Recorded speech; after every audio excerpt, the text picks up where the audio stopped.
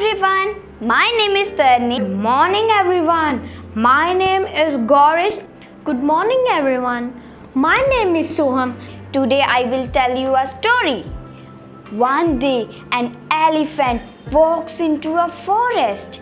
He wants to make friends with all the animals. He sees a frog and asks, "Will you be my friend?" Frog says, "No, you can't live like me." Next, the elephant meets a monkey and asks, "Will you be my friend?" Monkey says, "No, you can't jump like me." Then he sees a giraffe and asks, "Will you be my friend?" Giraffe says, "No, you don't have a beautiful neck like mine." The elephant is sad. Then he sees a rabbit and asks, "Will you be my friend?"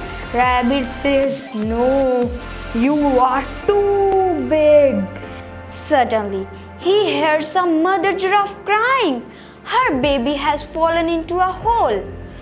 The elephant puts his trunk into the hole and pulls out the baby giraffe. All the animals shout, "Hooray! Hooray!" And is very happy. They hug the elephant and ask him, "Will you be our friend?" The elephant is very happy to have so many friends. Thank you. Thank you. Thank you.